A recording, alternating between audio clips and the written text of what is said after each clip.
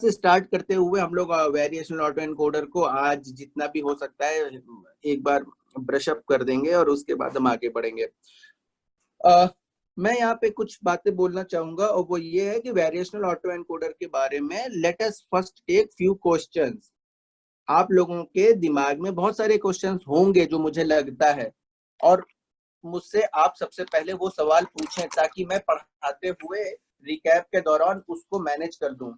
Please ask one by one, एक एक करके आप पूछ सकते हैं। सर हाँ सर इसमें वेरिएशनल ऑटो एनकोडर में अपने पास एक प्रॉब्लम है कि अपनी जो फाइनल इमेज है वो ब्लर्ड इमेज बनती है क्योंकि अपन एमएससी यूज कर रहे हैं।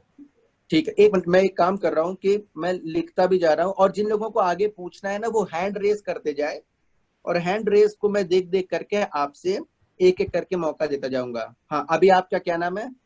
मानवेंद्र। मानवेंद्र, हाँ बोलो। ब्लर इमेज बनती है। हाँ सर, वो करेक्ट, क्योंकि अपन एमएससी यूज कर रहे हैं। तो यस। सर इसमें एमएससी को मिनिमाइज करने की जगह अपन पीएसएनआर को मैक्सिमाइज क्यों नहीं कर रहे? PSNR maximization, good. इसका जवाब मैं देता हूँ। और कोई क्वेश्चन है मनवेंद्र? No sir. ठीक है, ओके। मनवेंद्र ने पूछ लिया पार्टिसिपेंट्स। देखो अभी तक किसी ने भी हाथ ही नहीं खड़ा किया। किसी और को कोई क्वेश्चन नहीं है? फिर मैं अब क्वेश्चन पूछूं क्या आपसे? ऐसा हो ही नहीं सकता यार, it's not that much easy.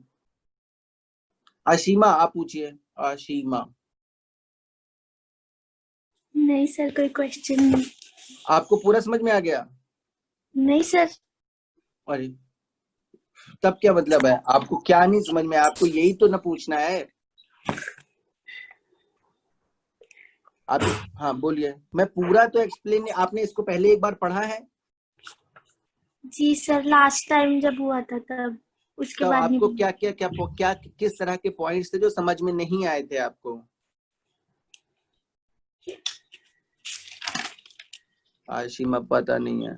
आपने इसको उस वक्त देखा रहा होगा थोड़ा बहुत। आज भी मैंने बार बार बोला था कि लोग आए इसको थोड़ा देख के, ताकि मैं आपके थ्रू इसको टेलर मेड करूं, वरना मैं तो एक जनरल लेक्चर दे दूंगा और पूरा तो नहीं पढ़ा रहा हूं।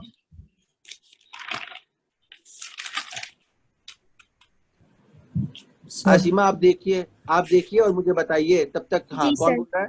हाँ, क्वेश्चन आपको पूछना पड़ेगा। हाँ जी सर। मानवेंद्र आप बोलिए, कौन बोल रहा है?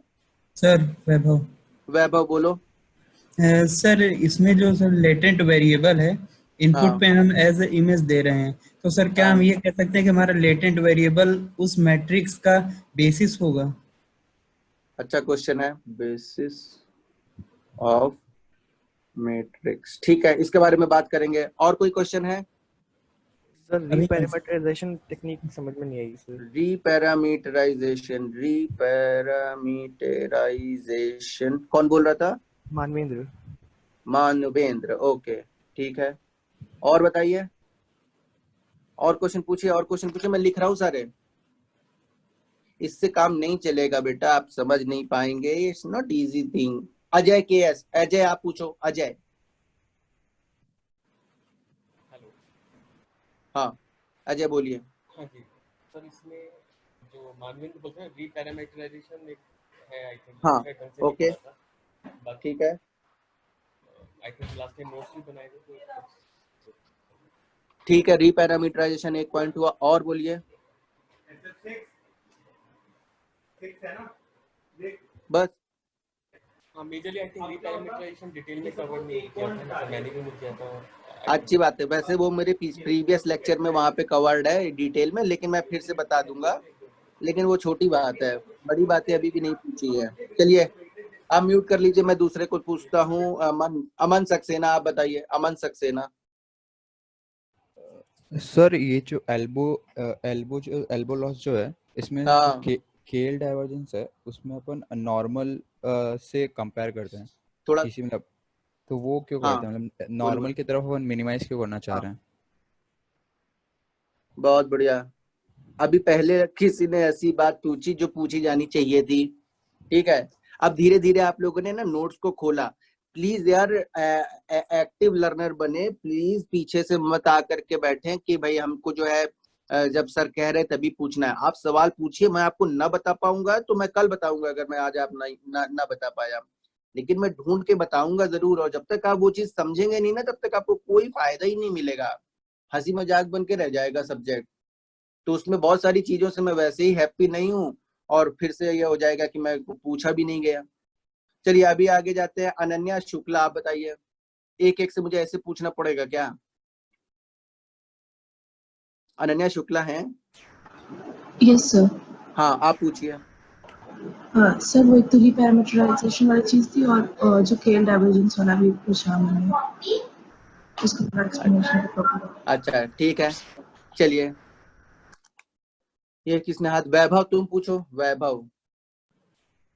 सर जब लेटेंट वेरिएबल हम जेड डिफाइन कर रहे हैं हाँ इनकोडर के बाद, सर तो हाँ उसमें जेड म्यू और जेड सिग्मा बनाने का सर वो क्राइटेरिया क्या है? क्योंकि सर यूनिट वेरिएंस के बेस पर तो सर हम कंपेयर कर रहे हैं ना, लेकिन जेड म्यू और सर हाँ, जेड सिग्मा कैसे बनाएंगे? ठीक है, और पूछो। हो बस गई सर। बात? हाँ ठीक है ठीक है, और पूछिए और पूछिए। और कौन है? क्या नाम है? अन्वेश दास। अन्वेश दास, हाँ सर। पूछो। मैंने इतना रिवाइज नहीं किया है इसको तो। रिवाइज नहीं किया बेटा, बहुत प्रॉब्लम होगा। अब नहीं कर, मैंने मेल में भी 2-2 बार लिखा, और आपको पता है ये पिछली बार जब मैंने अंतिम सेशन रखा, जिसमें 2 ही 3 बच्चे थे, एक ये अनुष्का थी, एक गीतांजलि थी, आई एज्यूम बस 2 ही बच्चे थे। अंतिम लेक्चर मैंने बोला था कि भैया सब लोग आ जाओ, तो सबने बता दिया कि कोई मीटिंग में चला गया है, पता नहीं क्या क्या सब कर रहे थे, है ना, इंटर्नशिप। उसी से मेरा मन ये हो गया कि जब बच्चों को ही नहीं पढ़ना है तो मैं ही क्यों पागल बनाऊं, तो मैंने बंद कर दी क्लास।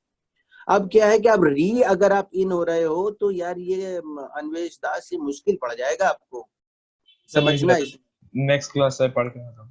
नेक्स्ट क्लास में ना समझ में आए, मैं बैठा हूँ यहाँ पे, मैं गारंटी से आपको समझा दूंगा। मतलब मेरा काम ही ये है। पढ़ चुके होगे मुझसे पहले भी, तुम पहली बार नहीं पढ़ रहे होगे मुझसे।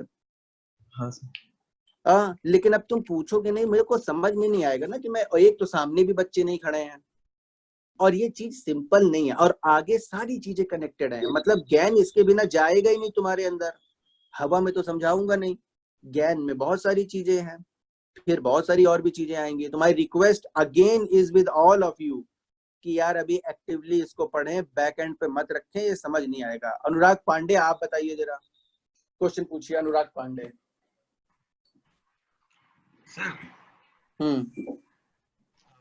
सर सिंपल थॉट है कि how KL divergence can be better understood with the help of Bayes theorem and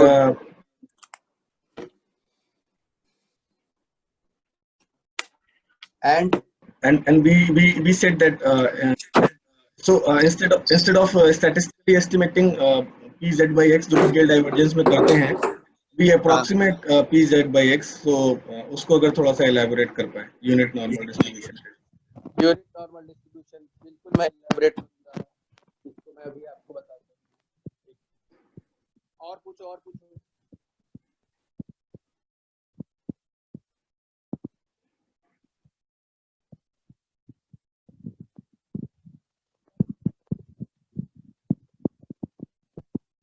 हाँ, और किसी को पूछना है?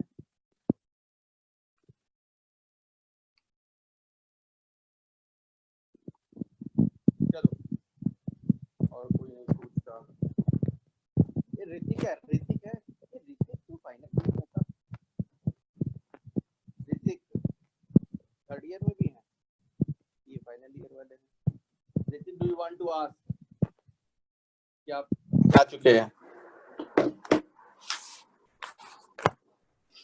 सर आपकी आवाज चली गई। ऋतिक, अभी आ रही है आवाज? हाँ ऋतिक जी, है, आवाज। ऋतिक। हाँ ऋतिक, ऋतिक आप पूछिए। ऋतिक अवेलेबल ही नहीं है। लोकेन बताइए, लोकेन, लोकेन है? हेलो हाँ, कौन बोल रहा है? सर, मैं ऋतिक बोल रहा हूँ सर। अभी रिवाइज करने की जरूरत है। अभी रिवाइज नहीं किया था मैंने एक बार, तो अगली बार मैं रिवाइज करके आ जाऊंगा। अरे यार, अगली बार रिवाइज करके आओगे तो आज मैं क्या पढ़ाऊंगा? चलो कोई नहीं, मैं सब चीज समझ रहा हूँ, कोई भी आदमी इसको अपने ऊपर लोड न ले भाई, मैं लोड देने के लिए नहीं आ बैठा हूँ, लेकिन अगर रिवाइज नहीं किया होगा ना तो समझना मुश्किल पड़ेगा। अगेन मेरी आप सब लोगों को रिक्वेस्ट है, मैं आपको गारंटी से 100% समझाऊंगा, एक भी ऐसा वर्ड या शब्द नहीं बचेगा जो आप समझ ना पाए हो, ये मेरी गारंटी है। लेकिन यार आपको लगना पड़ेगा उसके लिए। लोकेन तुम पूछो। लोकेन सर नहीं, अभी कोई क्वेरी नहीं है सर, मेरे क्वेश्चन नहीं है। क्वेरी नहीं है कि आपने देखा ही नहीं है? सर इसलिए कह रहा हूँ सर, अभी देखा नहीं है सर। तो लोकेन मैं आपसे हाथ जोड़ के रिक्वेस्ट कर रहा हूँ बेटा, अब की बार देख के कल आ जाओगे ना मंडे वेडनेसडे को? For sure sir, sure sir. For sure. हाँ गुड। प्रतीक जैन तुम पूछो। हेलो। हाँ बोलो प्रतीक जैन। हाँ सर मैंने भी पढ़ा नहीं है सर। और कोई नहीं, अगली वेडनेसडे आओगे ना पढ़ के कि नहीं आओगे? पक्का सर। पक्का। जैसे तुमने असाइनमेंट सबमिट किया होगा तो अरे इधर से उधर से मेरे ही नोट्स से लिख के सबमिट किया होगा, ठीक है, लेकिन उस दौरान फिर भी कुछ समझ में आया होगा। अब तो उस बात को जमाना बीत गया ना, तो अभी तो प्रोबेबिलिटी सब गायब हो गया होगा खेल। हाँ ठीक है, मैं रिपीट मारूंगा जितनी बार भी जरूरत पड़ेगी, लेकिन सबको मेहनत करनी पड़ेगी। उज्जवल बताएं, उज्जवल शिवहरे। उज्जवल शिवहरे आप सुन सकते हैं? उज्जवल शिवहरे, उज्जवल शिवहरे पता नहीं अवेलेबल है कि नहीं है। उज्जवल। रोहित कुमार भामू। Yes sir. आपको आपने देखा? हाँ सर, शुरू वाला किया था बट वो फिर से भूल गया, अभी फिर से रिवाइज करने की जरूरत है, उस टाइम पे देखा था। ठीक है, तो वेडनेसडे को सभी लोग तैयार करके आएंगे, ठीक है? मैं आज आपको बेसिक्स देना स्टार्ट करता हूँ। ठीक है, चलिए। मैंने थोड़ा सा टाइम वेस्ट किया, लेकिन ये टाइम मैंने इसलिए वेस्ट किया कि इंटरेक्शन हो। बैक एंड पे नहीं बैठे हैं आप लोग, फ्रंट एंड पे हैं, मेरे को तो पता ही है, ठीक है? अपने को नहीं पढ़ा रहा हूँ। पिछली बार ये टॉपिक मैंने 3 बार पढ़ाया था, अगर आप अपने सीनियर से पूछें 3 बार मैंने लगातार ही लेक्चर रिपीट कर दिए, और उसके बाद सारी की सारी क्लास को ही समझ में आ गया एक तरीके से। खैर, तो आज हम लोग इसको स्टार्ट कर रहे हैं। फिर से थोड़ा इशू हो सकता है बट कोई बात नहीं, हम लोग धीरे धीरे करके समझने की कोशिश करेंगे। पेन कहाँ गया? ये जी बोलिए। सर मुझे लॉग लाइक्लीहुड ट्रिक और जो वेरिएशनल बाउंड होता है, हाँ, मतलब सर इसको पढ़ते हुए मुझे वेरिएशनल बाउंड में जो लिखा हुआ है कि इसका मतलब ऐसा कुछ है ना कि सिर्फ एक एविडेंस काफी होता है, स्ट्रॉन्ग एविडेंस उसको जनरेट करने के लिए, मुझे उसमें डाउट है कि वो मतलब बेसिकली उसका इंट्यूशन क्या है। ठीक है, हम लोग अब हाँ, तो लॉग लाइक्लीहुड और वेरिएशनल बाउंड इन दोनों ही चीजों पे एक एक करके पहुंचेंगे। ठीक है, कौन बोल रहा था अभी? अनुष्का। अनुष्का, मैंने लिख लिया। हाँ, अनुष्का, ठीक है, थैंक यू। अभी हम लोग स्टार्ट करते हैं स्लोली और समझने की कोशिश करते हैं कुछ बेसिक पॉइंट्स। पहले अभी तक सभी को पता है कि हमारे पास एक एक्स इनपुट है और ये इमेज है एक्स, ये अंदर जाएगा, और ये मेरा एक नेटवर्क है, ये एनकोडर नेटवर्क है, ये डिकोडर नेटवर्क है। यहाँ से एक्स हैट बनता है, एक्स अंदर जा करके, और मेरे को ये मिनिमाइज करना रहता है, और इसको हम लोग क्या करते हैं, बीच में गिरा लेते हैं। बीच में गिरा लेने का मतलब ये होता है कि हम इसको एक लेटेंट स्पेस में ले जाते हैं। तो जो z है ये एक हिडन सर्टेन लेटेंट स्पेस में चला गया, जिसका की डायमेंशन मेरे x से कम है, इसीलिए इसको कई बार हम लोग बॉटलनेक कह देते हैं, और वही बॉटलनेक को हम लोग मिनिमाइज करने लगते हैं। ये एक तरीके से क्या लर्न कर रहा है, ये एक नेटवर्क है। मैंने बोला ये नेटवर्क पैरामीटराइज किया गया, मान लो थीटा वेरिएबल से, इसको पैरामीटराइज किया गया, मान लो इसको मैंने फाई से पैरामीटराइज किया, इसको मैंने थीटा से पैरामीटराइज किया। अगर मेरे पास ये 2 पैरामीटर्स हैं, तो ये दोनों पैरामीटर्स कौन निकाल रहा है? ये मेरा पैरामीटर ये वाला नेटवर्क निकाल रहा है, ये पैरामीटर ये नेटवर्क निकाल रहा है। लेकिन ये लोग सीख क्या रहे हैं? ये लोग सीख ये रहे हैं कि अगर x बताओगे तो उससे z कैसे निकालने, अगर z बताओगे तो उससे x कैसे निकालने। क्लियर? देख रहे हैं ना, क्योंकि x अंदर जा रहा है और z बाहर आ रहा है। हम लोग हमेशा कहते हैं यहाँ लेयर लगा लो, कॉर्न लगा लो, ये लगा लो, वो लगा लो, कुछ भी आप लगा ले, बहरहाल निकल के क्या बाहर आता है? निकल के बाहर आपके पास एक z आता है। सो बेसिकली आपको x से z कैसे बनाना है, ये मैपिंग इसके अंदर लर्न हो रही है, जिसको कि नाम हमने दे दिया 5 पैरामीटर्स जो हमने लर्न किए इस नेटवर्क के। अच्छा, basically there is actually a distribution function which is being understood कि what is the probability if I know that given this x मुझे ये z मिलेगा, क्योंकि अगर मैं आपको एक x दूं तो इस एक x से कईयों z मिल सकते हैं, ये भी z मिल सकता है, ये भी z मिल सकता है, ये भी मिल सकता है, ये भी मिल सकता है ना, हर तरह के z मिल सकते हैं। बेसिकली मैंने आपसे कहा एग्जाम दो, तो अगर आपने एक एग्जाम दिया तो आपके ये नंबर भी आ सकते हैं, ये भी आ सकते हैं, ये भी आ सकता है, ये भी आ सकता है, कोई भी तो नंबर आ सकते हैं। इनमें से कौन सा नंबर आप चुनेंगे? आप वो नंबर चुनेंगी जो आपको आपके एंड गोल तक लेके जाए। एंड गोल तो ये है कि भाई ये चीज मिनिमाइज होनी चाहिए। तो अगर आपको डॉक्टर बनना है, आपको इंजीनियर बनना है, आपको साइंटिस्ट बनना है, व्हाटएवर, तो जो भी x है उससे z क्या बनना चाहिए वो इस पर डिपेंड करता है कि मेरा एंड टर्म ऑब्जेक्टिव क्या है, एंड टर्म ऑब्जेक्टिव। अच्छा, तो ये चीज यहाँ लर्न होनी है। साथ ही साथ जो z आता है, अगर वो z मैं इस नेटवर्क के अंदर डाल दूं तो वो z से x बनाता है, तो वो बेसिकली दूसरा नेटवर्क है। वो किससे पैरामीटर से, मान लो थीटा पैरामीटर से पैरामीटराइज्ड, और वो क्या प्रोबेबिलिटी है कि अगर एक z मिला मुझे तो इस z से x कैसे बनेगा। ये दो लोग आपने लर्न किए। क्या लर्निंग हो रही है इनमें? इनमें सिर्फ बेसिक लर्निंग है कि पैरामीटर्स x से z कैसे बने, z से x कैसे बने, और जो आप x देते हैं जब उससे z बनता है उसको जब यहाँ देते हैं, और जो x हैट बनता है जब आप उसको मिनिमाइज करके पूरे में बैक प्रोपेगेट करते हैं, ये एक ऑटो एनकोडर में कन्वर्ट हो जाता है। ये सभी को अच्छे से समझ में आ गया था। हम लोगों ने क्लास लॉकडाउन, पता नहीं लॉकडाउन में तो नहीं, लॉकडाउन में हमने इसको समझा था, यस हमने एक लेक्चर लिया था।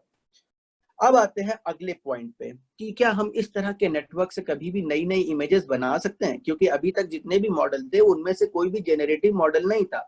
ये एक जेनरेटिव मॉडल है, देखो x से x ही बना रहा है, जितने भी डायमेंशन थे उतने ही डायमेंशन का आउटपुट ला रहा है। पहले क्या होता था, x होता था तो एक क्लासिफिकेशन हो जाता था, रिग्रेशन हो जाता था। तो यहाँ पर ऐसा कुछ नहीं है, यहाँ पर जिस डायमेंशन का दोगे उसी डायमेंशन का बढ़ाना है, इसलिए पूल वूल वगैरह जो है वो यहाँ तक हुए, फिर यहाँ से थोड़ा बहुत पूल हुआ, यहाँ से आप सैंपल हो गया और फिर से वही साइज आ गई। बात ये आती है कि आपने अगर x से एक नई इमेज बनानी है तो आपका डिकोडर नई नई इमेजेस बना सकता है। नई नई इमेजेस मतलब किसी भी z से एक इमेज बना सकता है। तो आप इस डिकोडर को एक आर्बिट सा z देंगे तो क्या वो एक इमेज बना देगा? अगर मैं इस अपने डिकोडर को एक z देता हूं, अंदर गया, क्या ये z से एक नई इमेज बन जाएगी मुझे? और अगर वो इमेज बनेगी तो वो कैसी इमेज होगी ये बता सकते हैं? रोहित भामू आप बताइए। रोहित भामू। हाँ सर। कि मैंने एक x लिया, इस x को इसके अंदर डाला तो z आया, z से बाहर x हैट निकला, तो हमारा इमेज बनाना किसने सीखा है? इमेज बनाना तो इस नेटवर्क ने सीखा हुआ है, डिकोडर ने, करेक्ट है? हाँ सर। अच्छा, तो अगर मैं इसको एक z लेकर के अंदर इसके डाल देता हूँ तो ये एक इमेज बना देता है तुम्हारे लिए, क्लियर है ना? हाँ सर। अगर ये एक आपकी इमेज बनाता है तो क्या मुझे एक नई इमेज बना के दे सकते हो जो मेरे डेटा सेट में नहीं है? ये मेरा डेटा सेट है जिसमें मेरे पास 10,000 इमेजेस हैं, क्या तुम मुझे एक नई इमेज बना के दे सकते हो? हाँ सर, ये जेड पे डिपेंड करेगा ना, जेड से। तो जेड तो तुम एक नई इमेज लाओ कैसे? अगर मान लो मेरे पास कोई भी जेड इसको अंदर पास करोगे तो एक इमेज बना के देगा ही देगा। Yes sir. तो क्या वो एक नई इमेज के तौर पे यूज हो सकती है मेरे डेटा सेट में? हाँ सर। हाँ, अच्छी बात है। प्रज्वल आप बताइए जरा, प्रज्वल। Yes sir. अच्छा, अनुष्का आप बताइए। यस सर, बना सकते हैं। अगर z के जो कंपोनेंट वेक्टर्स होंगे उनको कॉम्यूटेट कंबाइन करके चेंज कर दे तो नई इमेज मिल जाएगी। अच्छा, अनन्या आप बताइए। अनन्या। हाँ सर। अच्छी बात है। तो ओवरऑल ठीक है, ओवरऑल सब लोग ये कह रहे हैं कि बन सकता है।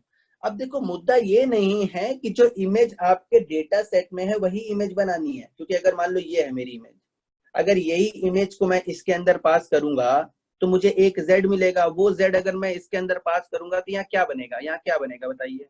यही तो नई इमेज बनेगी। तो नई इमेज नहीं बना पाए आप, अब वही इमेज बना पाए। तो नई इमेज बनाने के लिए अनुष्का ने कुछ बोला कि भाई ये Z लो, कोई एक इमेज अपने डेटा सेट की पकड़ो, नेटवर्क के अंदर डालो, जो Z आता है उस Z को थोड़ा सा परटर्ब कर दो, हल्का फुल्का।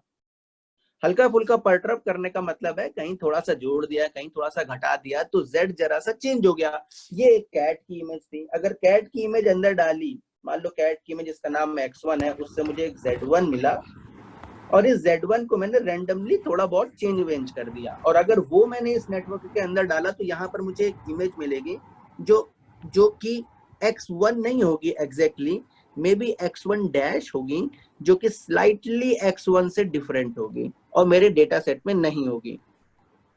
ये बात सभी को आ गई ना समझ में? Yes, is this okay to everyone? Yes, Anushka, this is the thing that you want to say?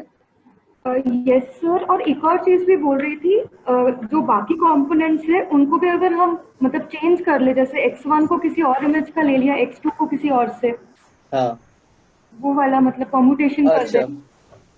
Okay, तो इसके अंदर एक बात सबको और भी समझनी चाहिए, और वो ये है कि जरा ध्यान देते हैं इस पॉइंट पे कि मान लो ये डिस्ट्रीब्यूशन है X का, मतलब ये एक X है, ये दूसरा X है, ये X1, X2, X3, X4, ये मेरा डेटा सेट है, ये मेरा डेटा सेट है, और इस डेटा सेट के ऊपर मेरे पास बहुत सारे पॉइंट्स हैं जो कि मेरे डिफरेंट इमेजेस हैं, और इसको जब मैंने एक नेटवर्क, जिसको कि मैंने एनकोडर बोला, इसको एक एक करके अगर इससे पार करता हूं तो ये सारी इमेजेस एक दूसरे स्पेस में चली जाती हैं, जो कि Z या फिर लेटेंट स्पेस कहलाता है। And in this latent space there is actually a 1-to-1 correspondence, है ना, इन्हीं से तो निकल के आए हुए हैं।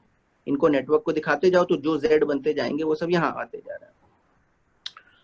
तो ये जो सारे पॉइंट्स बन करके आए, ये एक अलग डिस्ट्रीब्यूशन को फॉलो करते हैं, और ये डिस्ट्रीब्यूशन हमने कह दिया लेटेंट स्पेस है।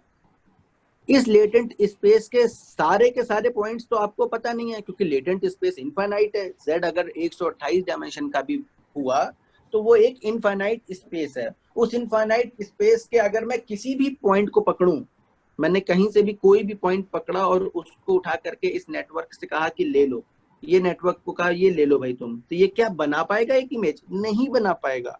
जरूरी नहीं है कि इस Z स्पेस के हर एक पॉइंट से एक इमेज बने, क्योंकि Z के अंदर इनफाइनाइट पॉइंट्स हैं। Z के स्पेस में एक सब स्पेस होगा, एक छोटा सा सब स्पेस होगा, जो कि मेरे पूरे डेटा सेट की मैपिंग कर रहा होगा। अगर उसके अंदर से कुछ छोटे मोटा पॉइंट लेके इसके अंदर पास करते हो तो हो सकता है तुम्हें कुछ ऐसी इमेजेस दिखें जो तुम्हारे डेटा सेट के जैसी हो, वरना आर्बिट्रली अगर कोई भी Z उठा करके तुमने इसके अंदर पास किया, हो सकता है उनसे कुछ भी ना बन पाए, पहली चीज। और उसके बाद रैंडम परटर्बेशन कुछ कर सकते हो। दो इमेजेस के डेटा सेट में गए, डेटा सेट के अंदर से गए, दो इमेजेस उठाई, दोनों को इसके अंदर पास किया, दोनों से Z1 और Z2 निकाले, इन दोनों को जोड़ दिया और अंदर भेजा। हो सकता है कुछ बने जो इन दोनों के जैसा हो, सिमिलर टाइप का हो, या फिर कुछ फीचर इससे ले लिए, कुछ फीचर उससे ले लिए, ऐसा कुछ किया जा सकता है। और इससे होगा क्या कि कोई बड़ी अच्छी क्वालिटी की आपकी इमेजेस बने, ऐसा पॉसिबल नहीं है। It is very less likely. अब इसका कारण जानने की कोशिश करो कि ये ऑटो एनकोडर बना ही क्यों नहीं पाया कोई नई इमेज। ये एक ऑटो एनकोडर ये कोई नई इमेज नहीं बना पा रहा है। इसका कारण क्या लगता है तुम्हें? इसका कारण क्या नाम है, ऋतिक तुम बताओ। तुम्हें रिपीट, तुम कह रहे थे ना आज पढ़ा नहीं था, कोई बात नहीं, अभी मैंने कोई भी ऐसी चीज नहीं बताई है, मैंने तो आपके साथ रिपीट किया है। ऋतिक आप बताओ यस सर कि ये जो है ये ऑटो एनकोडर नई इमेजेस क्यों नहीं बना पा रहा है, इसकी प्रॉब्लम क्या है?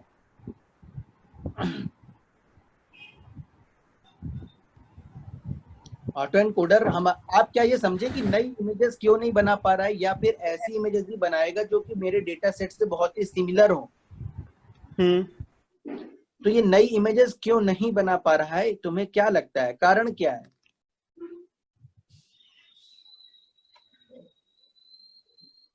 बिल्कुल घबराओ मत, जो भी समझ में आए गलत बोल दो, मैं खुश हो जाऊंगा कि तुमने गलत बोला, मैं सही कर दूंगा। सर अभी तो कुछ दिमाग में नहीं आ रहा है। जो दिमाग में आ रहा है, गाना दिमाग में आ रहा है, गाना गा दो तुम बिल्कुल चिंता मत करो, मैं बता दूंगा तुम्हें। तुम कुछ भी बोलो ना कि ये एक्स है, ये अंदर जा रहा है, पता नहीं इसमें क्या ही हो रहा है, मैं वहां से समझाऊंगा। अपने आप मुश्किल पड़ेगा तुम्हें समझना, मैं तुम्हें समझा दूंगा, डोंट वरी। तो मतलब जो आपने बताया वो तो समझ आएगा कि कोई इमेज है, वो बॉटलनेक हाँ। बनाया, बॉटलनेक से वो एक्स हेड बन गया हो। हाँ इतना समझ आ गया, लेकिन क्यों मतलब कोई नई इमेज जनरेट नहीं कर पा रही है नहीं पता। हाँ, तो देखो, अगर तुमको क्या चाहिए एक नई इमेज बनाने के लिए, एक जेड वेक्टर चाहिए ना। बिल्कुल। अगर मैं तुम्हें जेड वेक्टर दूंगा तभी तो तुम डिकोडर को डाल करके एक नई इमेज बनवाओगे। सही बात। लेकिन तुम्हें जेड वेक्टर देता कौन है? एनकोडर देता है। बिल्कुल सर। भगवान तो अवेलेबल नहीं है ना कि कहीं से आके तुम्हें जेड वेक्टर दे रहे हो, एनकोडर देता है। और एनकोडर कहता है कि मुझे एक इमेज दिखाओ तो मैं जेड बना के दूंगा। तो मजाक ये हो गया ना कि अरे जो इमेज है उसी का ही तो जेड निकाल पा रहे हो। Yes sir. जो इमेज अवेलेबल है डेटा सेट में उसी का जेड निकाल के फिर से वही इमेज बनाओगे तो फायदा क्या हुआ? ओके। आप बात समझे नहीं समझे? मैं फिर से समझाता हूँ। भाई आपके डेटा सेट में 10,000 इमेजेस हैं, आपने 10,000 जेड वेक्टर बना लिए। अब इन जेड वेक्टर्स को घुमा घुमा करके अपने डिकोडर को देते रहो तो वो नई नई इमेजेस बनाता रहेगा। लेकिन वो नई इमेजेस थोड़े हैं, वो तो आपके डेटा सेट में है ही इमेजेस, वही तो ना बनेंगी क्योंकि उसी के तो ट्रेन किया है। नेटवर्क ट्रेन ही उसी काम के लिए हुआ है। नेटवर्क ट्रेन हुआ है किस लॉस पे? ये कि जो दिखाऊंगा वही बनाओ। तो जो दिखाते हो उसी का तो जेड तुमने डिकोडर को दिखाया तो वही तो ना इमेज बनेगी जो जिसको दिखा करके तुमने जेड बनाया है। नए जेड पकड़ना, नए जेड लाना, ये तो तुमको पता ही नहीं है कि नया जेड आता कैसे है। मैं बोलूंगा कि जेड लाओ तो वो जेड कहां से लाओगे? वो जेड लाने के लिए तुम्हें इमेज चाहिए उस जेड की, और अगर उस जेड की तुम्हें इमेज चाहिए तो वो तो इमेज है ही, तो बना क्यों रहे हो? आप समझे रीति के बाद? Yes sir. अभी आप क्वेश्चन समझ पाए? क्योंकि मैं बहुत धीरे कर रहा हूँ, कोई बात नहीं, मैं जल्दी नहीं करता। मैं पहले आपको समझा तो दूं कि प्रॉब्लम क्या है, तब तो आप प्रॉब्लम को अप्रिशिएट कर पाओगे। Is this okay Hrithik now? Yes sir. अब आपने ये समझा कि अच्छी बात है, तो उसी इमेज से उसी का जेड निकाल करके मैं अपने नेटवर्क को पास करता हूँ डिकोडर को, तो वो नई इमेज कहाँ से बनाना सीखेगा? क्योंकि हमने तो सिखाया ही नहीं है उसको नई इमेज बनाना। ये Yes, सभी sir. को क्लियर है ना? अब आप पॉइंट आता है कि नई इमेज फिर बनाई कैसे जाए। नया इमेज बनाया कैसे जाए, नई चीज बनाई कैसे जाए? जैसे कि घर में लॉकडाउन हुआ ना, तो घर में मम्मी ने बहुत सारे आइटम्स आपको खिलाए, सब लोग घर पहुंच गए, तो हर रोज का रोज तुम एक नई चीज खाने बनाने की सीखते थे, तो खा रहे थे। अभी तो खैर लॉकडाउन हल्का हो गया, तो वरना शुरू में तो लोगों ने खूब कहीं यूट्यूब पे जा करके देख रहे हैं। अब आप यूट्यूब पे जा करके जिस वीडियो को देख करके खाना बनाते हैं तो वो दुनिया में एग्जिस्ट करता है खाना।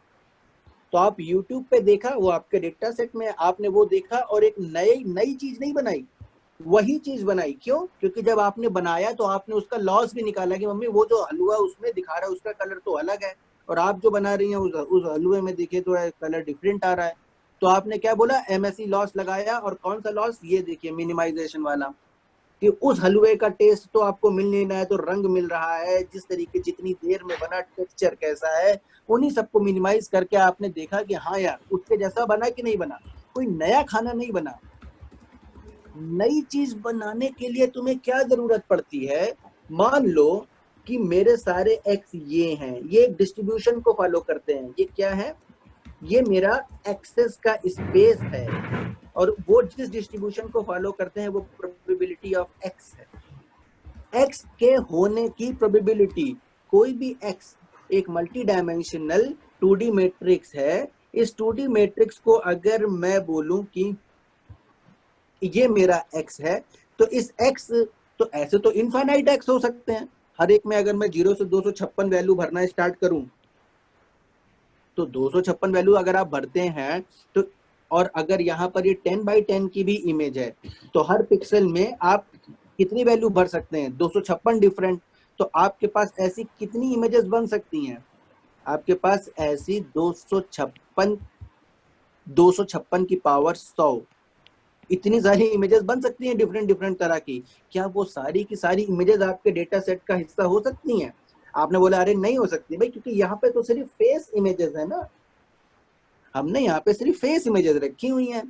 अब यहाँ पर तो कुत्ते की, भालू की, गाय की, हर तरह की इमेजेस बन रही है। फिर यहाँ पर तो हर तरह की नॉइस भी बन रही है, हजारों हजार नॉइस देखी है आपने। आजकल नॉइस आती नहीं है, क्योंकि पहले डीडी न्यूज में जब इंटरनेट नेटवर्क चला जाता था, वो सिग्नल, तो एकदम ब्लैक, वो झिलमिल झिलमिल झिलमिल जो आता था वो नॉइज होती है, वो भी एक इमेज है। और वैसी हजारों लाखों करोड़ों इमेजेस आप बना सकते हैं वैसी नॉइजी, जिसमें कुछ इंफॉर्मेशन नहीं है, नॉइज ही नॉइज है।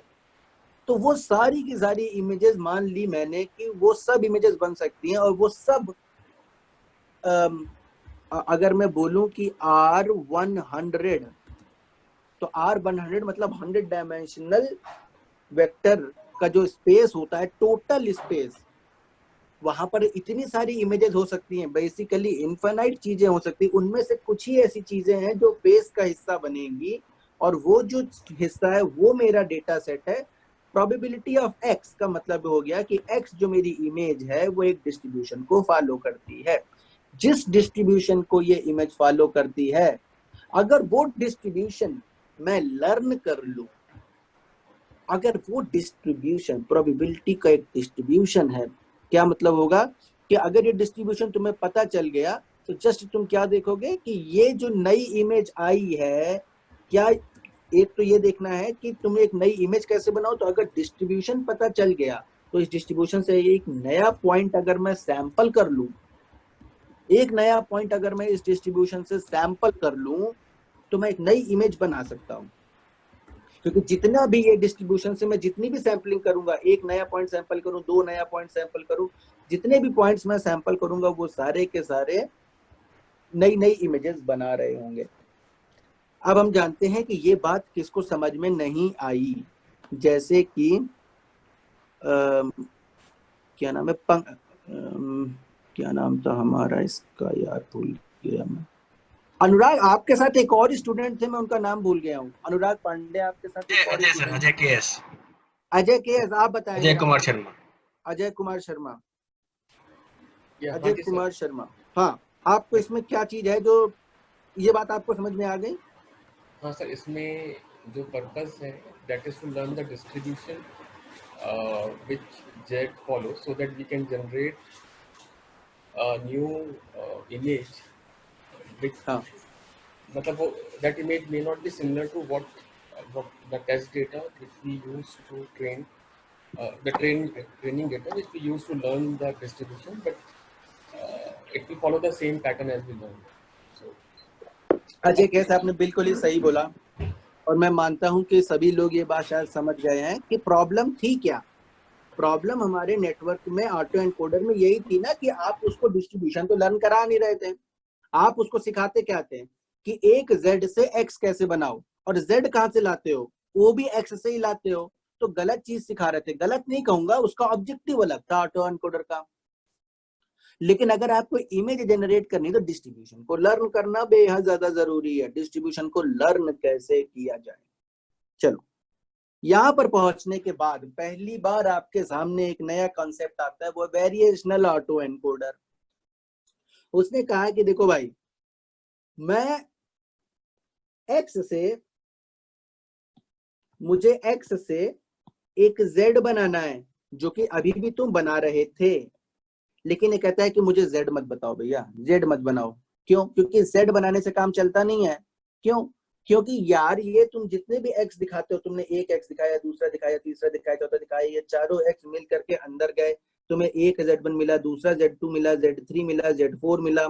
इन्हीं को उठा उठा करके अगर मैं यहाँ पार करना स्टार्ट करूंगा तो ये नेटवर्क रट्टू तोते की तरह सिर्फ। हेलो सर, क्या हम मल्टीपल डिस्ट्रीब्यूशन यूज कर सकते हैं डिफरेंट इमेजेस को जनरेट करने के लिए?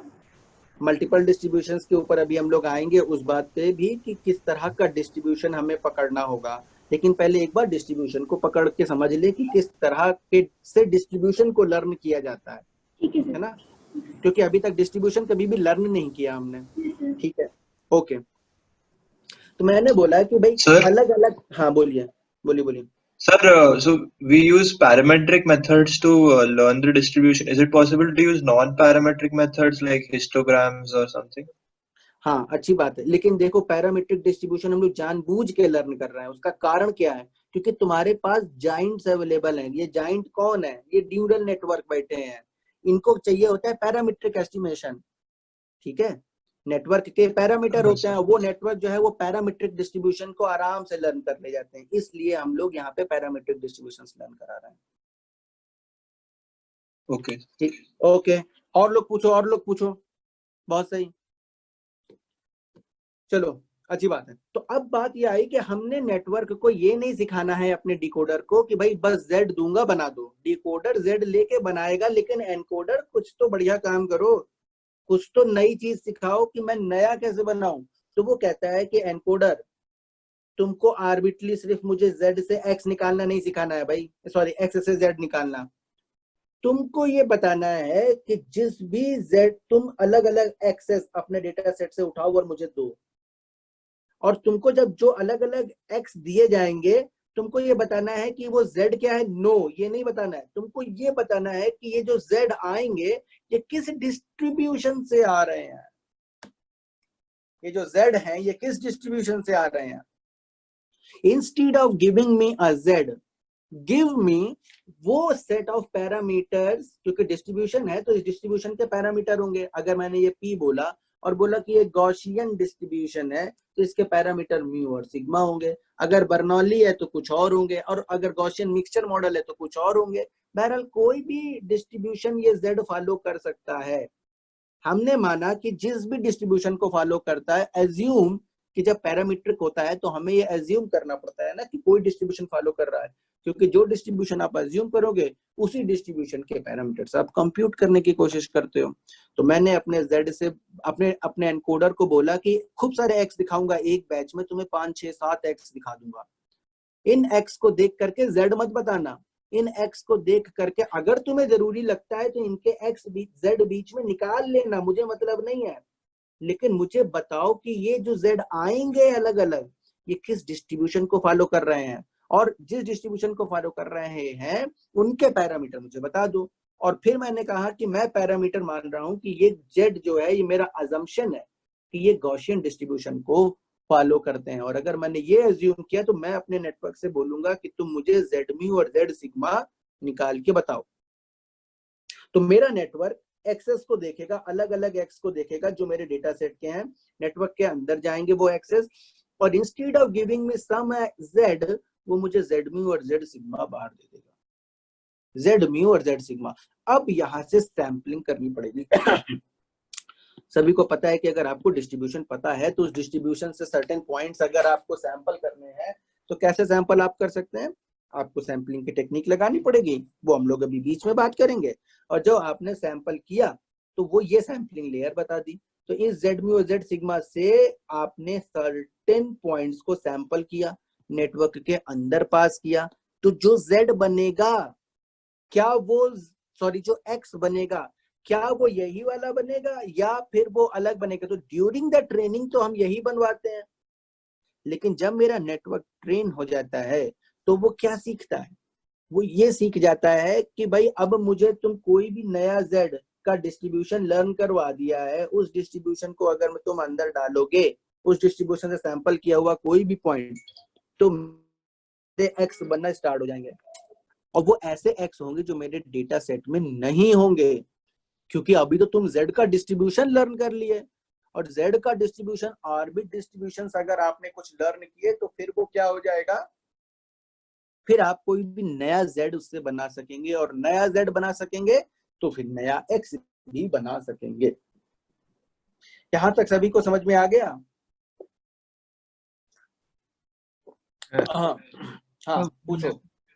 सर इस केस के अंदर अगर जैसे हम एक डिस्ट्रीब्यूशन लर्न कर रहे हैं तो हमारा एक्स काफी सिमिलर होना चाहिए ना, जो डेटा सेट है। हमारा एक्स डेटा सेट के सिमिलर नहीं, हमारा एक्स तो डेटा सेट से ही आ रहा है ड्यूरिंग द ट्रेनिंग। जो मेरा डेटा सेट है या तो वो सिर्फ फेसेस का होगा या फिर सिर्फ एनिमल्स का होगा, बट ऐसा नहीं हो सकता कि फेस के बीच में एक एलिफेंट आ गया। हाँ ऐसा हो सकता है कि नहीं, देखो तुम्हारी बात समझ गया मैं। अगर बहुत कॉम्प्लेक्स डेटा सेट है तो फिर इन नेटवर्क्स को भी बहुत कॉम्प्लेक्स बनना पड़ता है, और फिर इन नेटवर्क्स की जो परफॉर्मेंस है वो भी उस पर डिपेंड करने लग जाती है कि बिल्कुल एग्जैक्ट इमेजेस ना बन पाए डेटा सेट के जैसे। जितना इजी डेटा सेट होगा, अब मान लो एमनिश डेटा सेट है 1 2 3 4 5 6, तो परफॉर्मेंस जबरदस्त आएगी। अगर फेसेस पे ले जाओगे परफॉर्मेंस थोड़ी डाउन हो जाएगी। अब उसमें आदमी औरत दोनों की फोटो है तो और डाउन हो जाएगी, आदमी औरत बंदर की फोटो है तो और डाउन होने लग जाएगी। तो जैसे जैसे आप बनाते जाएंगे और बढ़ाते जाएंगे, आपको नेटवर्क की कॉम्प्लेक्सिटी बढ़ानी पड़ेगी, ट्रेनिंग की स्ट्रेटजीज चेंज करनी पड़ेंगी। कॉन्सेप्ट वही रहेगा, क्योंकि तुम्हारा जो प्रोबेबिलिटी एक्स का जो डिस्ट्रीब्यूशन है ना, प्रोबेबिलिटी ऑफ एक्स, वो और कॉम्प्लेक्स होता जा रहा है ना। Yes sir.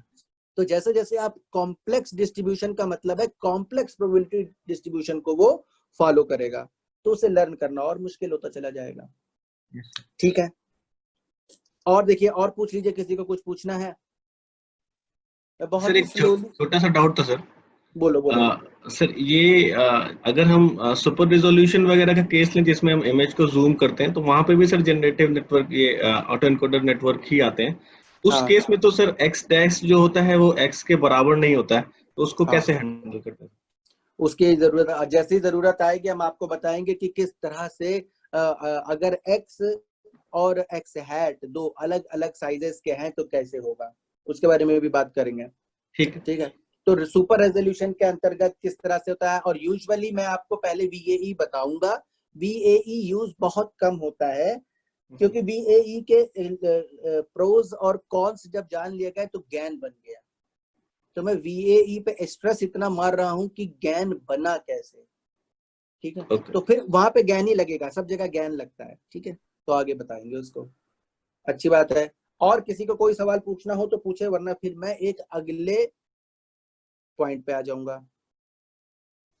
ठीक है, तो अब हमारे पास एक चीज आ गई कि भाई ये जो लेयर है ना, ये सैंपलिंग लेयर, ये सैंपलिंग लेयर में क्या हो रहा है। सैंपलिंग लेयर में आपने बोला कि ये एक पैरामीटर है, और हमने बोला गॉसियन, और इसका गॉसियन क्या है, जी म्यू सिग्मा, जी जेड म्यू और जेड सिग्मा। ये हो गया यहाँ पे। इससे कैसे कोई भी चीज सैंपल की जाए, अच्छी बात है। नाउ इट कम्स कि हमारे अंदर दो तरीके के लॉसेस पैदा कर दिए गए। एक तो ये कि मैं कोई भी एक्स लूंगा, खूब सारे एक्स एक बैच में पकड़े, एक बैच में मैंने कुछ एक्सेस लिए, अंदर डाला, जेड नहीं निकलवाया, बोला मुझे जेड म्यू जेड सिग्मा दो। जैसे इसने जेड म्यू जेड सिग्मा दिया, ये किसी ने एक क्वेश्चन पूछा भी था मुझसे कि जेड म्यू जेड सिग्मा निकलते कैसे हैं। मान लो कि मेरा जेड जो है वो एक n क्रॉस 1 डायमेंशनल वेक्टर है। z अगर मान लो मेरा n क्रॉस 1 डायमेंशनल वेक्टर है, तो z म्यू जो है वो भी n क्रॉस 1 होगा, और z सिग्मा जो है वो बेसिकली n क्रॉस n होगा। z सिग्मा जो है वो n डायमेंशनल वेक्टर का n क्रॉस n होगा, लेकिन मैं उसकी सिर्फ डायगोनल एंट्रीज को ले लूं यदि, तो वो क्या हो जाएगा, फिर से n क्रॉस 1। तो मैं अपने नेटवर्क से बोलूंगा कि मैं तुम्हें अलग अलग, मान लो ये एक बैच है, इस एक बैच में तुम्हें 5 x दिखाए, उनसे जो तुम्हारे z बनते उनका जो डिस्ट्रीब्यूशन है वो मुझे बताओ। तो इसको बेसिकली 2 n क्रॉस 1 वैल्यू निकालनी है एज अ नेटवर्क। इसको 2 n क्रॉस n वैल्यू निकालनी है, n क्रॉस 1 और n क्रॉस 1। जैसे ये दो वैल्यू मिल जाएंगी, हम अभी आपको दिखाते हैं कि सैंपलिंग कैसे करते हैं। और जैसे ही आपको ये सैंपलिंग पता चली कि ये इससे सैंपल करना कैसे, जो कि यहाँ पर हो रहा है सैंपलिंग, तो आपने एक डिस्ट्रीब्यूशन से सैंपल किया, जिस डिस्ट्रीब्यूशन जी डिस्ट्रीब्यूशन से सैंपल करना है, जिसका म्यू ये है और सिग्मा ये है। और जैसे ही आपने इसको सैंपल किया, आपको एक क्या मिलेगा, एक नया z मिलेगा, वो इसके अंदर डाल दो, तो आपको क्या मिलेंगे, अलग अलग z एक्सेस मिलेंगे। तो जितने भी पॉइंट सैंपल करना चाहते हैं आप यहाँ इस लेयर में सैंपल कर लें, और वो सैंपल कर करके आप इसके अंदर दिखाते जाएं, और यहाँ से बैक प्रोपोगेट। तो आपके लॉसेस क्या बनेंगे, पहला लॉस बन के आता है रिकंस्ट्रक्शन लॉस। भाई पहला लॉस ये बन के आता है कि ये दिखाया था और बनाया क्या, तो दोनों के बीच का डिस्टेंस, ये हो गया रिकंस्ट्रक्शन लॉस। दूसरा ये आता है, और ये टिपिकल लॉस है, और यही हमें पढ़ने के लिए बहुत लंबा अरसा बिताना पड़ेगा। दूसरा लॉस, ये लॉस आता है कि जो डिस्ट्रीब्यूशन ये है, मतलब जो डिस्ट्रीब्यूशन यहाँ पर है, जो डिस्ट्रीब्यूशन यहाँ तुम लर्न कर रहे हो, जो ये डिस्ट्रीब्यूशन जो ये एनकोडर मुझसे बोल रहा है, वो क्या है, जी म्यू और सिग्मा, जी जेड म्यू और जेड सिग्मा। ये यूनिट नॉर्मल से कितना दूर है, ये भी एक ने क्वेश्चन पूछा था कि ये यूनिट नॉर्मल से कितना दूर है। अब दोनों बातें हुई। आपको सिर्फ रिकंस्ट्रक्शन लॉस ही नहीं मिनिमाइज करना है जो कि आप ऑटो एनकोडर में करते थे, बल्कि आपको एक केएल डाइवर्जेंस भी मिनिमाइज करनी है। केएल डाइवर्जेंस अभी बेसिक तौर पे दो डिस्ट्रीब्यूशंस अगर आपके पास हैं, एक डिस्ट्रीब्यूशन है कि आप सारी सलमान खान की पिक्चरें उठा लें, सारी सलमान खान की पिक्चरें उठा लें और देख लें कि वो कैसी लगती हैं या उनकी क्रिटिक रेटिंग क्या है, वही उसका डिस्ट्रीब्यूशन है। तो सलमान खान की सारी फिल्में आपने उठा ली और उनकी जो क्रिटिक रेटिंग है उसको 0 से 1 में कन्वर्ट कर लिया, तो आपको एक डिस्ट्रीब्यूशन मिल गया सलमान खान की पिक्चरों का। सिमिलरली आपके पास आमिर खान की फिल्में हैं, आपने सारी आमिर खान की फिल्में उठा ली और उनका क्रिटिक रेटिंग उठा लिया और उसको 0 से 1 में कन्वर्ट कर दिया, आपको डिस्ट्रीब्यूशन मिल गया आमिर खान की मूवी का। अब आपके पास ये दो डिस्ट्रीब्यूशन आ गए। अब एक बंदा कहता है कि ये दोनों डिस्ट्रीब्यूशन अगर सिमिलर हैं तो इसका मतलब है कि सलमान खान और आमिर खान सेम टाइप के हैं। लेकिन पता चला कि अरे नहीं, आमिर खान की फिल्मों का तो क्रिटिक रेटिंग बड़ी अच्छी है, वो डिस्ट्रीब्यूशन ही बिल्कुल अलग है, और डिस्ट्रीब्यूशन सलमान खान की फिल्मों का एकदम अलग है, ऋतिक रोशन का कुछ और है, बाकियों का कुछ और है। तो आपको क्या दिखा कि अगर मेरे पास दो डिस्ट्रीब्यूशन हो, ये दोनों आपस में कितना सेम और कितना डिफरेंट है, इनको कैसे निकाला जाए। तो बहुत सारे तरीके हैं इनको निकालने के। ये दो वन डायमेंशनल वेक्टर ही तो ना हुए, डिस्ट्रीब्यूशन दो वन डायमेंशनल वेक्टर निकल करके आएंगे, और हमने उन दोनों के बीच का डिस्टेंस निकालने के लिए L2 डिस्टेंस निकाल सकते हैं, L1 डिस्टेंस निकाल सकते हैं, सिंपल वो भी निकाले जा सकते हैं, लेकिन उनके अपने प्रोज एंड कॉन्स हो जाते हैं। और चूंकि ये डिस्ट्रीब्यूशंस हैं तो इसीलिए KL डाइवर्जेंस, जो कि हम आगे डिटेल में समझ रहे होंगे, वो डिवाइस किया गया। तो जब KL डाइवर्जेंस डिवाइस किया गया तो वो दो डिस्ट्रीब्यूशन के बीच का डिस्टेंस निकालता है। अब मैंने आपसे बोला कि मेरा जो दूसरा लॉस है वो क्या है, दूसरा लॉस है ये कि जो डिस्ट्रीब्यूशन बोला जा रहा है वो कितना दूर है यूनिट नॉर्मल के। बेसिकली जितना दूर है वो भी लॉस है। तो अगर मैंने इन दोनों लॉसेस को जोड़ के मिनिमाइज किया तो क्या क्या करेगा मेरा नेटवर्क, क्या सीखा मेरा नेटवर्क, एक चीज तो ये सीखा कि कोई भी x आए उससे x ही बनना चाहिए, रिकंस्ट्रक्शन लॉस, और जो x आते हैं वो जिस डिस्ट्रीब्यूशन में प्रोजेक्ट होके लेटेंट स्पेस में जाते हैं, तो लेटेंट स्पेस का डिस्ट्रीब्यूशन यूनिट नॉर्मल के पास में होना चाहिए। लेटेंट डिस्ट्रीब्यूशन जो है वो यूनिट नॉर्मल के पास होना चाहिए। इस तरह की ट्रेनिंग से करते करते करते करते जब मेरा लॉस एकदम मिनिमाइज हो जाएगा, तो मेरा नेटवर्क, मेरा डिकोडर क्या सीखा है, सारा काम डिकोडर पे है, एनकोडर तो बस ट्रेनिंग कर रहा है किसकी, डिकोडर की। क्यों? क्योंकि डिकोडर ही तो इमेज जनरेट करता है, डिकोडर ही तो है जो Z से कुछ बनाता है, तो सारी ट्रेनिंग तो डिकोडर की हो रही है। अगर ये दोनों लॉसेस मैंने जोड़ सकते हैं तो मेरे डिकोडर को मैंने क्या सिखाया, मैंने अपने डिकोडर से क्या बोला कि तुम क्या करो, कौन बताएगा? अनन्या शुक्ला, आप बताइए डिकोडर क्या सीखा। सर डिकोडर हमारा उसके लिए यूज हो रहा है कि जो हम लोग जो डिस्ट्रीब्यूशन बना रहे हैं, तो जब हम लोग की इमेज कंस्ट्रक्शन होगी तो कोई भी, जैसे अगर हम लोग पहले जो केवल ट्रेनिंग सैंपल कंसिडर कर रहे थे उसके लिए हम लोगों को मिल रहा था आउटपुट, लेकिन हम लोग कोई भी ऐसा अगर हम लोग डालेंगे पैरामीटर, तो हम लोग Z की अगर डिटेल्स डालेंगे तो हम लोगों को एक नया मतलब मॉडल मिल जाए, नया हम लोग को आउटपुट मिल जाए, तो वो उसकी ट्रेनिंग के लिए यूज होगा। अच्छी बात है, लेकिन डिकोडर को सीख क्या मिली इन दो लॉसेस से? सीख क्या, इन दोनों लॉसेस की सीख क्या है? सर जो हमारा डिस्ट्रीब्यूशन हो रहा है, जो बन रहा है, उसको मतलब क्लोज टू जो नॉर्मल डिस्ट्रीब्यूशन, मतलब उसका मेन एम ही है। हाँ, गुड। एक तो एम, मेन एम नहीं है, दोनों एम है, जिसमें से एक एम है कि जो डिस्ट्रीब्यूशन बन रहा है, जब एक्स को देखो, एनकोडर क्या सीख रहा है, एनकोडर ये सीख रहा है कि जब एक्स को देखो तो यूनिट नॉर्मल के तरीके की इमेजेस बनाओ, एक्स को देखो तो यूनिट नॉर्मल के तरीके के लेटेंट वेक्टर बनाओ। एक्स अंदर जाता है तो यूनिट नॉर्मल स्पेस के ऊपर जेड जो आ रहे हैं उनमें प्रोजेक्ट करने लगता है एक्सेस को। और दूसरा कि जो वो जेड आते हैं उन जेड को अगर मैं अपने नेटवर्क से डालूं और पास करूं तो मेरा रिकंस्ट्रक्शन लॉस मिनिमाइज हो जाए। मान लीजिए कि मेरा नेटवर्क पूरी तरह से ट्रेन हो गया, अब मैं नई इमेज कैसे बनाऊं? मेरा नेटवर्क ट्रेन हो गया, अब मैं नई इमेज कैसे बनाऊं? नई इमेज मैं कैसे बना सकता हूं? क्या नाम है इसका, मानवेंद्र तुम बताओ, नई इमेज कैसे बना सकते हैं? पहले अपन को Z से ना सैंपल करना पड़ेगा Z म्यू और Z सिग्मा को, फिर सुनो, उनको Z X से सैंपल नहीं करते हैं, हाँ सर, X से जनरेट करना से पड़ेगा। जनरेट करके, ओके सॉरी। लेकिन तो X से जनरेट क्यों करना है? सर मतलब पहले तो जनरेट हो, जब ट्रेन कर रहे थे, जब परफेक्टली ट्रेन हो गया, मतलब एक्यूरेसी अच्छी आ हाँ गई, तो उस टाइम हाँ, अपन जो है Z म्यू और Z सिग्मा मिल गया, उससे अपन को सैंपल करना है एक नया Z, और उस बताओ Z बताओ, यहीं पे रुक जाओ मनवेन, Z म्यू और Z सिग्मा क्या मिला?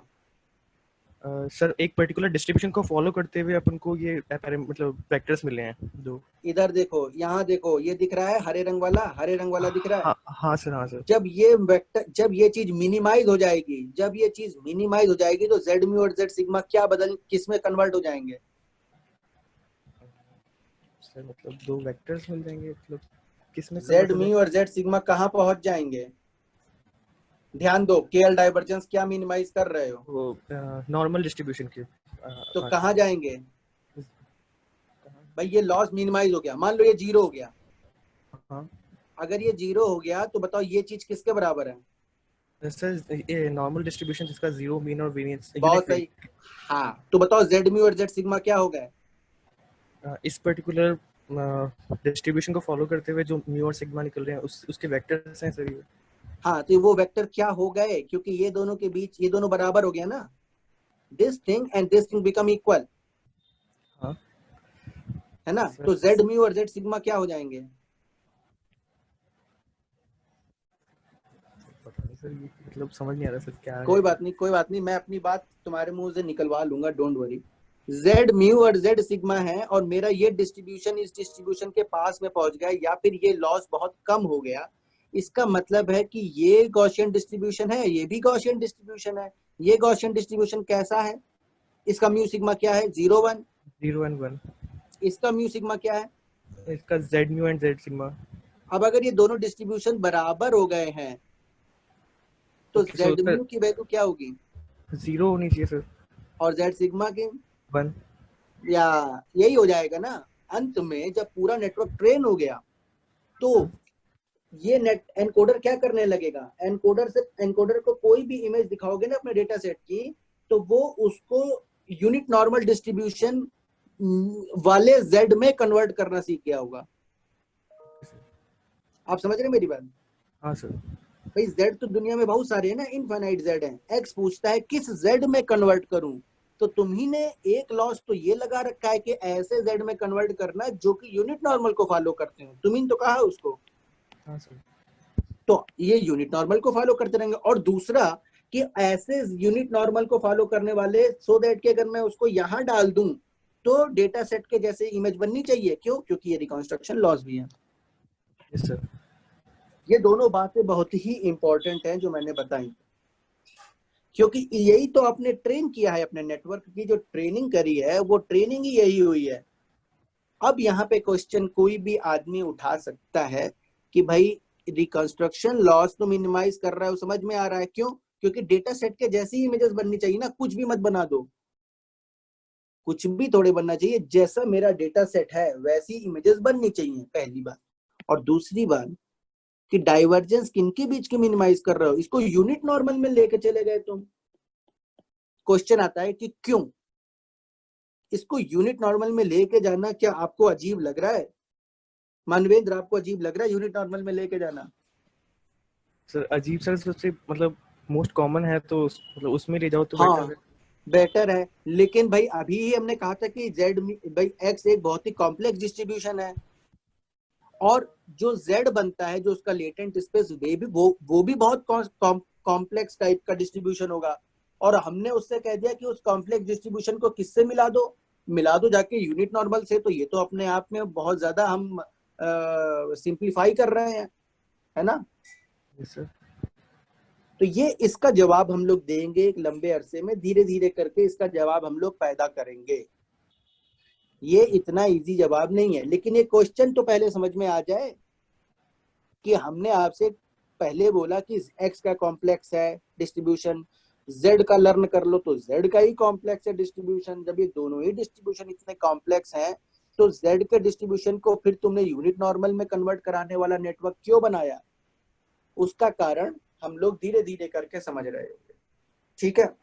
फिलहाल एक्सक्यूज हाँ मी बोलिए बोलिए। सर, जो म्यू आई है वो एक नंबर होगा, तो उससे डिफरेंशिएट करने का क्या मतलब बना? मुझे वो नहीं समझ आया कि म्यू आई और सिग्मा आई दिखेगा कैसा। म्यू आई और सिग्मा एक बार फिर से बोले। सर, जो म्यू आई है वो एक कंपोनेंट के अक्रॉस अक्रॉस मीन होगा। हाँ, म्यू आई कहाँ पे लिखा है हमने mu I? Sir, del f by del mu I, और एक साइड अच्छा ऑफ ये, डिफरेंशिएट, और डेल अच्छा एफ ये, बाय हाँ ठीक है ये डिफरेंशिएशन का जो फ्लो चार्ट है अच्छा जो यहाँ पे। हाँ जी सर, हाँ ठीक है, इस पे अभी आता हूँ, इस पे मैं अभी आता हूँ, आपको अभी बताता हूँ, ठीक है। हाँ ठीक है, तो इसके पहले एक पॉइंट रह गया कि अगर मान लीजिए ये नेटवर्क ट्रेन हो गया तो नई इमेजेस बनेंगी कैसे? हम लोग वहीं पे अटके हुए हैं। अब नई इमेज बनाओगे कैसे? क्योंकि एक्स तो है नहीं, किसी एक्स से नई इमेज थोड़े बनाओगे, वरना वही इमेज बन जाएगी। तुम अगर डिस्ट्रीब्यूशन लर्न कर लियो तो डिस्ट्रीब्यूशन से सैंपल करके कुछ करोगे ना काम।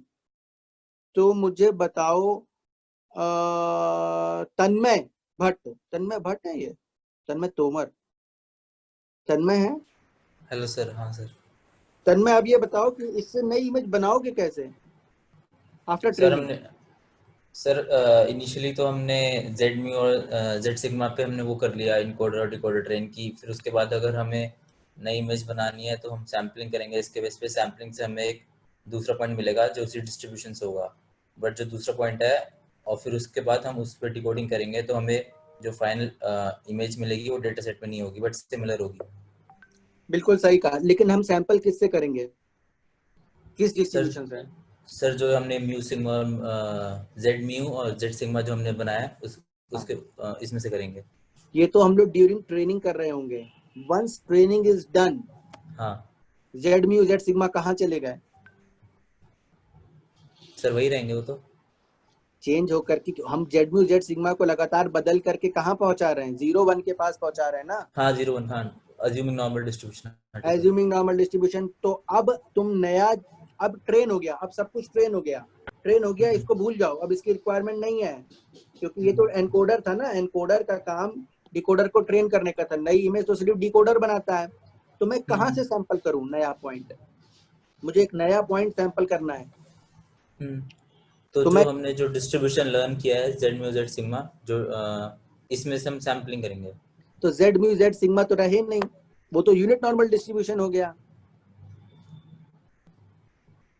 वो एक यूनिट नॉर्मल डिस्ट्रीब्यूशन हो गया। क्या आप ये समझ पा रहे हैं? हाँ सर वो समझ गया। तो अगर वो एक यूनिट नॉर्मल डिस्ट्रीब्यूशन हो गया तो डिकोडिंग करने के वक्त नई इमेज बनाने के लिए आप जाएंगे इस डिस्ट्रीब्यूशन पे, और ये एक यूनिट नॉर्मल डिस्ट्रीब्यूशन से कोई भी पॉइंट सैंपल करो।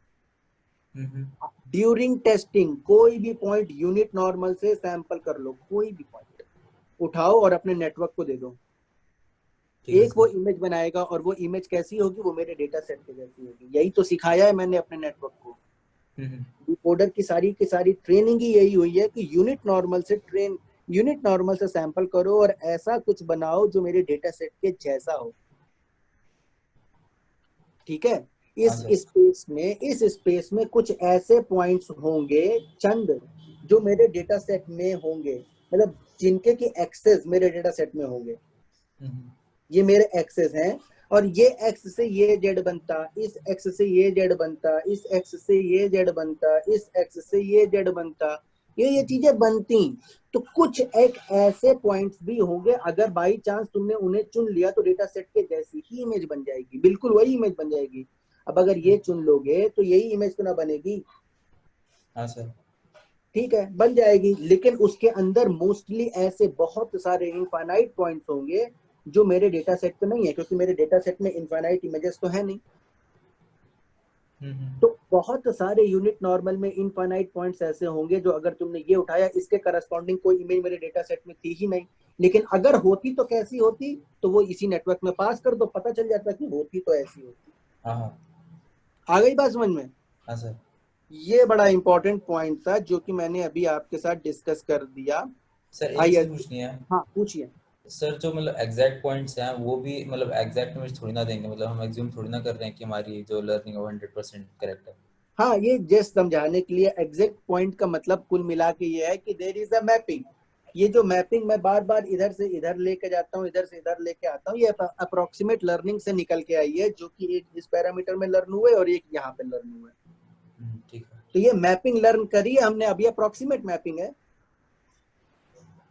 ठीक है, ओके, अच्छी बात है।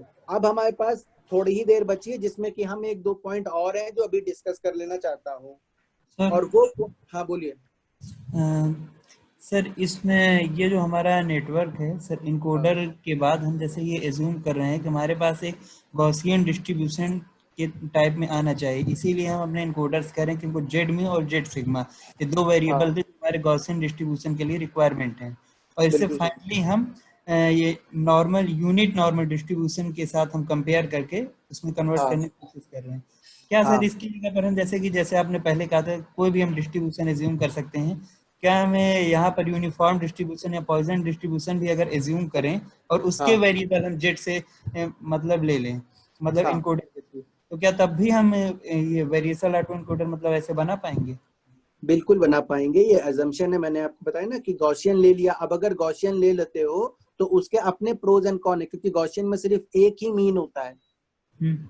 अब एक मीन में, और मान लीजिए कि अभी किसी ने क्वेश्चन पूछा था कि आपके पास फेसेस के बदले आपके पास फेस आदमी के भी हो और फेस जानवरों के भी हो, तो वो मल्टी मॉडल डिस्ट्रीब्यूशन हो गया। और अगर मेरा पीएक्स जिसको कि तुम एस्टिमेट कर रहे हो, मेरा पीएक्स अगर मल्टी मॉडल डिस्ट्रीब्यूशन है तो यहाँ पर कुछ मल्टी मॉडल डिस्ट्रीब्यूशन लगाने की कोशिश करो। समझ रहे मेरी बात? यस। तो ये डिपेंड करता है आपके ऊपर, but mostly it's being seen and shown that कि सब लोग ने इजी करने के लिए सबसे पहले इसको किसके ऊपर गिरा करके दिखा दिया, गॉसियन डिस्ट्रीब्यूशन के ऊपर। अदरवाइज आप और भी डिस्ट्रीब्यूशन फॉलो अप कर सकते हैं। यहाँ तक सभी को क्लियर है ना, समझ में आ गया? अगला पॉइंट देख लेते हैं, रीपैरामीटराइजेशन। कई लोगों ने बोला था बड़ा ही इजी बात है रीपैरामीटराइजेशन। ठीक है, इजी बात है हमारा रीपैरामीटराइजेशन, और मेरे को इसको जरा एक एक करके बना लेते हैं और फिर खत्म कर लेते हैं। रीपैरामीटराइजेशन के पहले हम लोग ये जानते हैं कि अगर मेरे पास एक यूनिट नॉर्मल डिस्ट्रीब्यूशन है, इस यूनिट नॉर्मल डिस्ट्रीब्यूशन से अगर मुझे एक पॉइंट एक्स सैंपल करना है तो कैसे सैंपल करते हैं? पहले मैंने एक पॉइंट सैंपल किया, तो यूनिट नॉर्मल से कैसे सैंपल करते हैं? It is very simple, it's actually a single function by which you can easily extract a point from unit normal. ये जो x आएगा, ये जिस डिस्ट्रीब्यूशन से आ रहा है, इसको अगर मुझे सैंपल करना है यूनिट नॉर्मल से, straight forward ways are there. Our point is that if I have a Gaussian distribution which is saying that I am having z mu and z sigma as my parameters, how can I sample a point from z mu and z sigma? तो सबसे पहले तो मैं एक z point sample करूंगा। Let us sample a z point from unit normal। मैंने z point जब unit normal से सैंपल किया, तो मैं अगर इसमें मल्टीप्लाई कर देता हूं z सिग्मा, तो अब ये जो पॉइंट हुआ, ये पॉइंट उस डिस्ट्रीब्यूशन से फॉलो कर रहा है जिसका कि मीन तो 0 है, लेकिन सिग्मा क्या है? z sigma. समझे बात? मैंने एक पॉइंट सैंपल किया म्यू सिग्मा से, 0.1 से, यूनिट नॉर्मल से अगर मैंने एक पॉइंट सैंपल किया और उसमें z सिग्मा मल्टीप्लाई कर दिया उसी पॉइंट में, तो this point is actually being assumed to be sampled from a distribution, may not be, it's not n, some distribution जिसका कि मीन तो 0 ही रहा, लेकिन सिग्मा z सिग्मा हो गया। और अगर मैं इसमें z म्यू ऐड कर दूं, तो मुझे क्या मिलेगा? एक ऐसा पॉइंट जो अब ये पॉइंट बन के आया, इसका नाम दे दिया z hat। Now if I talk about this z hat, now this z hat is actually coming from a distribution which is having z mu and z sigma। ठीक है, ये वाली बात सभी को समझ में आ गई ना? Now let us show it one by one कि इसका कंप्यूटेशनल ग्राफ बनता कैसे, क्योंकि इसमें एक इशू आ जा रहा है कि देखिए जो डिटर्मिनिस्टिक फंक्शंस होते हैं, deterministic functions are always easy to back propagate, but if it is not deterministic, मतलब ये बैक ट्रैक का मतलब क्या है कि अगर मुझे हमेशा पता है कि कमान से मंडी आने का रास्ता फिक्स है तो मैं हमेशा उसके पीछे पीछे जा करके पीछे आ सकता हूँ। लेकिन अब द्रंग से भी आ सकते हो कमान, सीधे रास्ते से भी आ सकते हो, कुल्लू से होते हुए भी आ सकते हो। तो अब इन तीनों में से तुमने कौन सा रास्ता चुना, मुझे तो पता नहीं। यहाँ से तुम यूं भी जा सकते हो, यूं भी जा सकते हो, यूं भी जा सकते हो, और उसके बाद घूमते हुए तुम इस जगह पहुंचते हो। अब मुझे ये नहीं पता कि तुम इस रास्ते से आए हो, इससे आए हो कि इससे आए हो, तो मैं बैक ट्रैक करना भी मुझे मुश्किल पड़ेगा। तो अगर नॉन डिटर्मिनिस्टिक होता है, नॉन डिटर्मिनिस्टिक मतलब अगर वो प्रोबेबिलिस्टिक है कि मैं सर्टेन प्रोबेबिलिटी यहाँ जाऊंगा या यहाँ जाऊंगा, तो मुझे पता नहीं कि तुम किस रास्ते से आए थे और किस रास्ते से तुम वापस जा रहे होगे। So now it has to be understood that कि हमारे नॉन डिटर्मिनिस्टिक, ये केस हमारा नॉन डिटर्मिनिस्टिक हो गया, क्योंकि जब आप कोई चीज सैंपल करते हैं किसी भी डिस्ट्रीब्यूशन से तो क्या होने वाला है, this is actually a stochastic random process which is going to happen. So if I say that, yes sir, can you show the previous slide, little above? Yeah, so here we are sampling z from normal distribution which is a scalar value. नहीं vector होगा ना, ये जो 0 है और ये 1 है ये मल्टी डायमेंशनल है। Okay, फाइन, ठीक है, हाँ ओके। अभी आ गए z hat is equal to z mu plus z sigma, इसी को कहते हैं। इस फॉर्मूले को जब मैंने ऐसे खोल के लिख दिया कि z गिवन z म्यू और z सिग्मा से कैसे सैंपल करेंगे, तो ये जो मैंने फॉर्मूला आपको लिखा, ये जो फॉर्मूला, यही रीपैरामीटराइजेशन टेक्निक नाम इसको दी गई, क्योंकि अभी हमने इसके अंदर ये दिखाने की कोशिश की कि देखो सबसे पहले क्या है कि मेरे पास एक z है और ये जो z है इसको मैंने सम म्यू और सम सिग्मा से सैंपल इट आउट किया, और जब मैंने इसको सैंपल किया तो मैंने इससे ये बना करके और फिर इसके ऊपर मैंने फाइनल कुछ एक f फंक्शन आगे लगाया, फाइनल जो भी आया। अच्छा, अब अगर मैं यहाँ से इसको बैक प्रोपेगेट करते हुए लेकर के आता हूँ, इस तरह से बैक प्रोपेगेट करके लाता हूँ, तो यहाँ से आकर के एक इधर जाएगा और एक इधर जाएगा, बट यहाँ पर नॉन डिटर्मिनिज्म है, नॉन डिटर्मिनिज्म है, क्योंकि हम लोग ने सैंपलिंग करी हुई है, इसलिए हम पूरी तरह से समझ नहीं पा रहे हैं कि कितना हिस्सा म्यू में जाएगा, कितना हिस्सा सिग्मा में जाएगा हमारे ग्रेडियंट्स का। अच्छा, ग्रेडियंट किनके किनके टर्म्स में डिफरेंशिएट होगा, del F by del z, और डेल जेड किस में होगा, del Z by del mu और del Z by del sigma. और यहाँ निकालने में आपको ये लग रहा है कि भाई यहाँ से ये पीछे लाने के लिए नॉन डिटर्मिनिस्टिक, ये नोड एक्चुअली नॉन डिटर्मिनिस्टिक हो गई है क्योंकि ये सैंपलिंग कर रही है।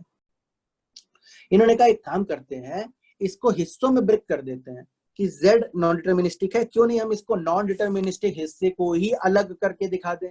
तो मैंने बोला कि म्यू तो यहाँ रख लो, सिग्मा तो यहाँ रख लो, और एक एप्सिलॉन ले लिया। ये जो एप्सिलॉन है ना, ये एप्सिलॉन है यूनिट नॉर्मल डिस्ट्रीब्यूशन से सैंपल करना। We are just sampling from unit normal distribution and this is actually a fixed distribution, sorry, this is our fixed distribution, एक फिक्स्ड डिस्ट्रीब्यूशन है।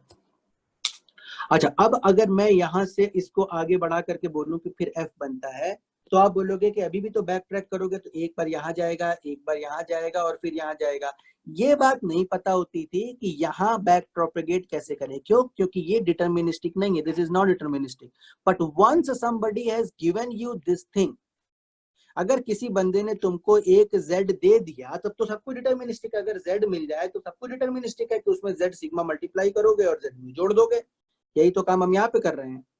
तो इसलिए जो मेरे फंक्शंस निकल करके आते हैं वो फंक्शंस मेरे क्या बनते हैं, वो फंक्शन मेरे ये बनते हैं कि यहाँ से यहाँ जा रहे हो, जा सकते हो। क्यों? क्योंकि यार ये तो फिक्स फॉर्मूला है, यहाँ से यहाँ जाते हो, जा सकते हो, ये फिक्स फॉर्मूला है। यहाँ से यहाँ जाना नहीं पता, लेकिन जाना ही क्यों है? यहाँ पे यहाँ तो जाना नहीं पता ना। क्यों नहीं पता? क्योंकि क्या आप del F by del Z जब निकालते हैं यहाँ पे, तो क्या उसके बाद आप इस जगह पे del Z by del unit normal के पैरामीटर्स के को भी निकालने की कोशिश करते हैं? आपने कहा नहीं जरूरत पड़ती यार हमें उसकी। क्यों? क्योंकि वो तो फिक्स्ड है। जिस चीज की आपको रिक्वायरमेंट ही नहीं है वहां पे बैक प्रोपेगेट भी तो नहीं करना है। अगर यहाँ बैक प्रोपेगेट करना ही नहीं है तो इसके बारे में इसको इसीलिए उन्होंने अलग करके बाहर करके दिखा दिया। तो जो ये नोड डिटर्मिनिस्टिक ना होके नॉन डिटर्मिनिस्टिक हो जा रही थी, अभी भी ये नोड नॉन डिटर्मिनिस्टिक है, लेकिन ये नोड और ये नोड चूंकि डिटर्मिनिस्टिक है, यहाँ से यहाँ बैक ला सकते हो, यहाँ से यहाँ बैक ला सकते हो, यहाँ से यहाँ नहीं जाना, क्योंकि यहाँ पे कोई पैरामीटर भी तो नहीं है जो तुम्हें एस्टिमेट करना है। अगर आपके पास यहाँ पे कोई पैरामीटर होते जो कि आपको एस्टिमेट करने होते तब तो फिर भी इशू होता, लेकिन पैरामीटर आपको किस चीज के लिए चाहिए जिनको कि आप एस्टिमेट करा रहे हैं? पैरामीटर से आप सिर्फ म्यू निकालना चाहते हैं, पैरामीटर से आप सिग्मास निकालना चाहते हैं। यहाँ पे अगर किसी को क्लियर ना हो रिपैरामीटराइजेशन तो फिर से मुझसे पूछे। सभी लोग अवेलेबल हैं। पैरामीटराइजेशन के बारे में, रिपैरामीटराइजेशन मतलब ये रिपैरामीटराइजेशन था। तो जो फंक्शन है वो डिटरमिनिस्टिक है, जो f है वो एफ डिटर्मिनिस्टिक है, एफ डिटर्मिनिस्टिक है। देखिए इशू क्या है कि शुरू में जब मैंने बोला कि ये मेरे को जो आगे z बनता है, इसके आगे जो भी कुछ कर रहा हूँ वो सब तो डिटर्मिनिस्टिक ही है ना, पूरा नेटवर्क ही डिटर्मिनिस्टिक है, मेरा पूरा का पूरा नेटवर्क डिटर्मिनिस्टिक है। अगर मैं आपको यहाँ से यहाँ लेके आऊं, इस नेटवर्क में ऐसी कौन सी जगह है जो आपको ना पता हो? फिक्स्ड फॉर्मूले हैं सब जगह, सब जगह। बस यहाँ पर आकर के आप क्या चुनोगे मुझे नहीं पता ड्यूरिंग सैम्पलिंग। क्या ये क्लियर है बात? During sampling you are not clear कि हम क्या करेंगे। तो जब सैम्पलिंग नहीं क्लियर है तो हमने उसी सैम्पलिंग को दो हिस्सों में डिवाइड कर दिया, एक जो उसका डिटर्मिनिस्टिक पार्ट है और एक जो उसका नॉन डिटर्मिनिस्टिक पार्ट है। नॉन डिटर्मिनिस्टिक पार्ट से अगर कुछ भी तुम्हें लर्न करना हो तब तो उसमें बैक प्रोपेगेट करो, क्योंकि ये बैक प्रोपेगेशन करना नहीं आता हमें, ये वाला बैक प्रोपेगेशन हमें करना नहीं आता। अगर ये वाला बैक प्रोपेगेशन हमें करना पड़ता है तो हमें इशू होता। तो हमने कहा ये बैक प्रोपेगेशन करना ही नहीं है, क्योंकि वो तो फिक्स्ड डिस्ट्रीब्यूशन है, वहां पे तो कुछ लर्निंग है ही नहीं। लर्निंग है ये पैरामीटर्स में, लर्निंग है इस पैरामीटर्स में। This is actually the reparameterization. ठीक है, हमारा टाइम भी हो गया। माय सजेशन इज दैट कि अगली बार सभी लोग, मतलब मंडे नहीं, ट्यूसडे, वेडनेसडे हम लोग इसी के आगे करेंगे और काफी डिटेल्ड की चीजें, सब लोग पेन पेंसिल लेके बैठेंगे मंडे को, और जो कुछ भी मैं करूंगा वो अपनी कॉपी में भी लिखते जाएंगे, और मंडे को, वेडनेसडे को हम लोग इस चैप्टर को खत्म करने की कोशिश करेंगे। और तब तक आप लोगों के दिमाग में और जो भी क्वेश्चंस आते हैं वो आप मुझसे पूछेंगे सुबह पहले, मैं उनके जवाब देने की कोशिश करूंगा ड्यूरिंग द लेक्चर। ठीक है, thank you. Any question please ask. Sir बोलिए। तो जब हम Z से म्यू वाले डिस्ट्रीब्यूशन को जा रहे हैं तो हमें म्यू का डेल कोई से, डिस्ट्रीब्यूशन नहीं है, म्यू एक पैरामीटर है। सर F से हम Z पे जा रहे हैं, फिर आपने वहां पे लिखा हुआ था कि हम del F by del mu I कर रहे थे। हाँ, तो सर जो म्यू I है वो एक कंपोनेंट के बेसिस में कोई तो भी एक नंबर होगा, तो हम एक नंबर के रिस्पेक्ट में कैसे मतलब डिफरेंशिएट कर पाएंगे उसको? तो एक देखिए आप वेरिएबल। भूल गई हैं, सुनिए मैं बताता हूँ कि आपके पास एक Z है और Z से पीछे एक पैरामीटर ये है और एक ये पैरामीटर है बेटा, ये वेक्टर है, ये दो वेक्टर, और ये अभी वेरिएबल है। इनको ही तो ट्वीक ऐसे करना है कि ये सही जगह पहुंचे। तो ये मेरा म्यू है, ये मेरा सिग्मा है, तो del Z by del mu जब आप करेंगी तो it is nothing but del Z by del mu 1, del Z by del mu 2, और ये पूरा एक वेक्टर बन करके आएगा जब ये Z का डिफरेंशियल निकालेंगी विद रिस्पेक्ट टू दिस। और सर जैसे म्यू 1 है वो Z के फर्स्ट कंपोनेंट के अक्रॉस जो उसका मीन है वो म्यू I है, म्यू 1 है, राइट? हाँ, वो हमें वैसा ट्रेन करना है। लेकिन अगर मैं आपसे बोलूं कि Z मेरे पास एक वेरिएबल है, Z एक वेरिएबल, यस सर, और एक वेरिएबल के साथ मेरे पास एक यहाँ पर क्या है, एक वेक्टर है, यस, ये वेक्टर है म्यू। ये वेक्टर जो है ये अपने आप में एक पैरामीटर है, ये वेक्टर जो, यही तो आप एस्टिमेट कर रही है ना। तो जो म्यू के इसमें जो वैल्यूज होंगे, जैसे म्यू I हुआ वो Z का जो फर्स्ट कंपोनेंट होगा उसके अक्रॉस जितने भी होंगे उसका मीन होगा। मीन होगा, लेकिन ऐसा हो कि वो मीन बने, वही तो ट्रेन कर रहे हैं। तो सर मैं पूछ रही हूँ जो ये म्यू I है वो एक फंक्शन के फॉर्म में कैसा दिख रहा होगा? क्योंकि म्यू I मेरे हिसाब से तो एक नंबर आना चाहिए। अगर मैं सारे सुनिए मेरी बात, आपको क्या कंफ्यूजन है? जो भी आपके पास न्यूरल नेटवर्क है, ये एक न्यूरल नेटवर्क है, तो ये इससे जितने भी वेट कनेक्टेड है, ये सारे के सारे नंबर ही तो हैं, W1 W2 W3 सारे के सारे नंबर हैं। Yes sir. तो इसके जो जितने भी वेट है आप उसको एक वेक्टर बना के लिखती हैं और फिर जब डिफरेंशिएट करती है तो इन्हीं के टर्म्स में तो डिफरेंशिएट करती हैं। Yes sir. तो अंततः तो सारे के सारे नंबर ही बनते हैं ना, लेकिन ये शुरू में तो आपके पैरामीटर हैं, यही तो ट्वीक हो रहे हैं ना, यही तो ट्रेन होकर के सही जगह पहुंचे। आप नहीं समझी मेरी बात? हाँ सर, अब समझ गई। तो वो आपके दिमाग में पहले से ये सेट हो गया कि ये म्यू है और ये फिक्स होगा। अगर ये फिक्स ही होता तो फिर म्यू बदलेगा कैसे? म्यू को ही तो बदलना है ऐसे कि z का डिस्ट्रीब्यूशन की तरीके से वो देखा जा सके। ठीक है, तो वो इसीलिए डिफरेंशिएट हो रहा है। तो मैंने कुल मिला के सिर्फ आपको इतना बताया कि अगर z है और वो यहाँ मैंने लिखा था, अगर इस तरीके से डिफरेंशिएट होगा तो जैसे वेट वेक्टर डिफरेंशिएट होते थे, ये भी हमारे पैरामीटर है और यही तो हमें निकालने हैं। तो ये डिफरेंशिएट होते जाएंगे अपने μ1 μ2 μ3 μ4 के करस्पॉन्डिंग, और आपका μ1 जो है वो फाइनली क्या बनेगा? μ1 is equal to mu old minus eta times del z by del μ1। इस तरह से वो अपडेट होता जाएगा म्यू, और धीरे धीरे अपडेट होते होते होते होते वो म्यू आपका कहाँ पहुंच जाएगा? 0 पे पहुंच जाएगा, और सिग्मा कहाँ पहुंच जाएगा? 1 पे पहुंच जाएगा, जब पूरी तरह से ट्रेन हो जाएंगे। ठीक है? Yes sir. ओके, और कोई पूछना चाहे तो पूछ ले क्वेश्चन। सर हाँ सर, एक बार वो जो आप पहले जो स्लाइड से सिखा रहे थे वहां पे जाइए ना प्लीज। स्लाइड पे आ गए, लीजिए। हाँ सर, Yes. यहाँ पे जब ट्रेनिंग हो रही है, हाँ, तभी भी सैम्पलिंग होती है। बिल्कुल सर, बट जब ट्रेनिंग हो रही है तभी तो मेरे को वो x, मतलब जो x कैप मिलेगा उसको x के बराबर करना है, तो तभी सैम्पलिंग करेंगे तो वो x कैप और x बराबर कैसे आएंगे? हाँ हाँ हाँ, क्या नाम है आपका? तो प्रतीक, बहुत देर बाद तुमने ये सवाल पूछा। बहुत दिनों से पढ़ा रहा था, कोई आदमी ये सवाल पूछ नहीं रहा था, और ये सवाल जब तक कोई आदमी पूछता नहीं ना, तब तक मैं ये मानता हूँ कि उसे कुछ समझ ज्यादा आया नहीं है। ये सवाल आदमी अंत में पूछता है आकर के। अगर मैं पहले ही बता दूं तो मैं आंसर तो दे दूंगा, लेकिन जो है लोग समझ पाएंगे नहीं। आपने अच्छा सवाल पूछा, और मैं इस सवाल को यहाँ पे फिर से एक बार बता देता हूँ। ये है ये है ये, और ये है ये, और ये है ये। सभी कोई समझ गया क्या है क्या?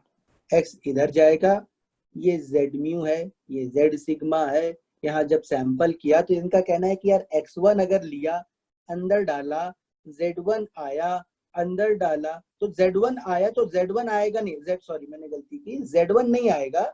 आपको ये पैरामीटर मिले और अगर इनसे मैंने सैंपल किया तो कौन सा z बनेगा मुझे क्या पता? वो इसके करस्पॉन्डिंग तो z बनता नहीं है, वो तो कोई भी आर्बिट z बन जाएगा, और अंदर डाल करके आप इससे बनवाते हो सम x1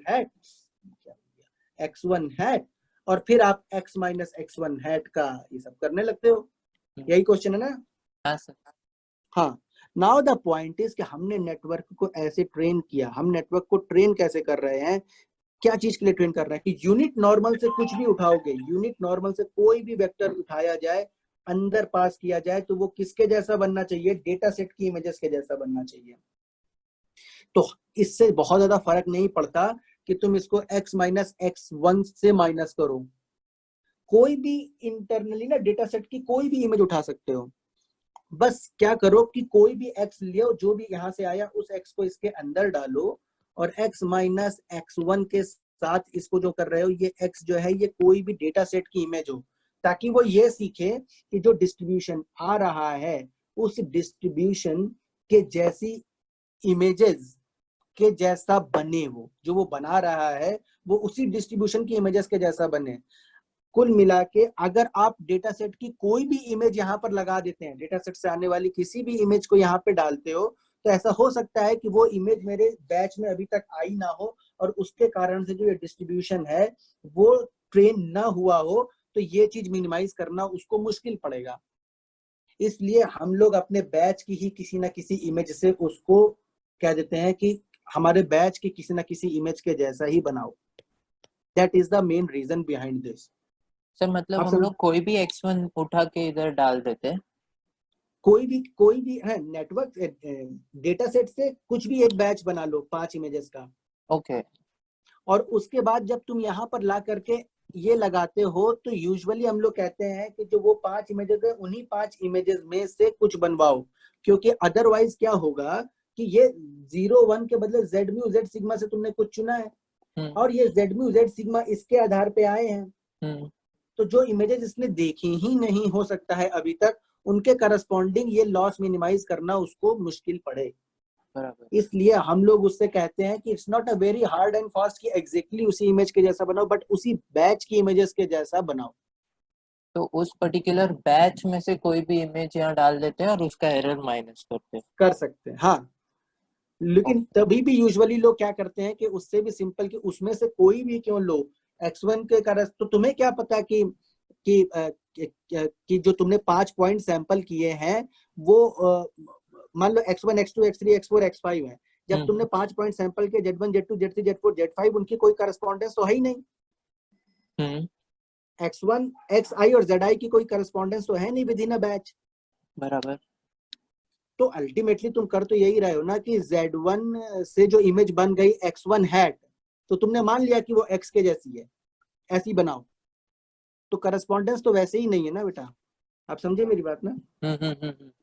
क्योंकि भाई आपने यहाँ पर जैसे मान लो x1 x2 बनाई लिया और इससे जब तुमने सैंपल किया तो बना z1 और z2, तो तुम ही तो कह रहे हो कि इसका इससे क्या रिलेशनशिप है, यानी कोई रिलेशनशिप नहीं है।